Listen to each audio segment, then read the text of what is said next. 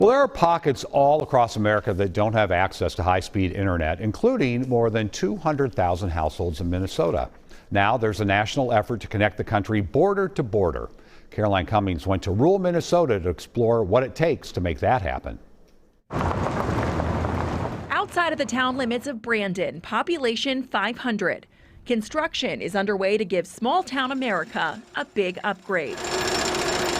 This crew on a late July afternoon is laying the groundwork 1 inch at a time to connect homes in this area to broadband internet. It's a project overseen by David Wolf with the Gardenville Cooperative Telephone Association. How does what you do connect somebody to the internet in rural Minnesota? We typically plow a fiber optic cable out to a house or a customer's location.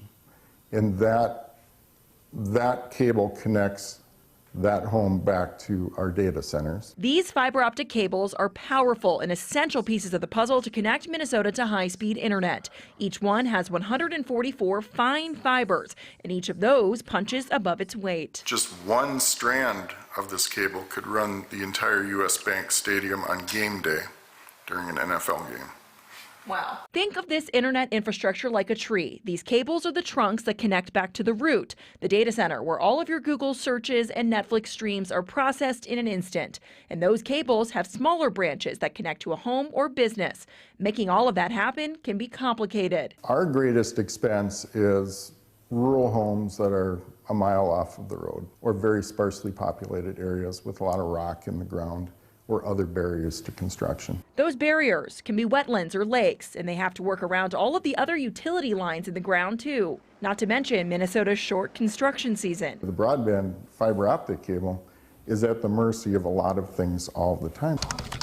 How fast your internet connection is measured by download and upload speeds. We have super high-speed internet at WCCO. The higher the number, the easier it is to send large files, stream HD video, and have multiple devices going at once. Internet capability in our newsroom is much faster than what the state is aiming for every home and business to have by the end of 2022.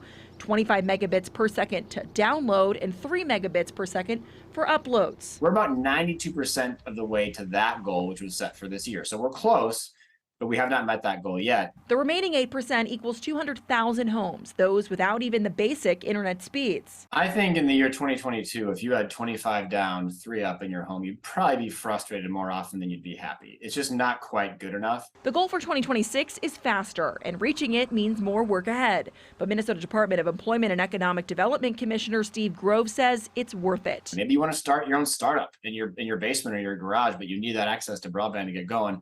You shouldn't have to live in Minneapolis or St. Paul to do that. But expanding to rural areas comes at a cost. It costs more money to put the infrastructure in. So if you look at a home that costs $16,000 to build fiber to, and that home is going to generate $79 a month in revenue, pretty simple economics there. It's why DEED has grant programs to help, boosted by state and federal funding. The federal infrastructure law bringing at least $100 million to Minnesota for broadband on top of state dollars. Without the public-private partnerships that we're getting from the feds and from the state, rural Minnesota would not have the fiber infrastructure it has going in today. Essential investments to power internet connection in every corner of our state. Caroline Cummings, WCCO 4 News.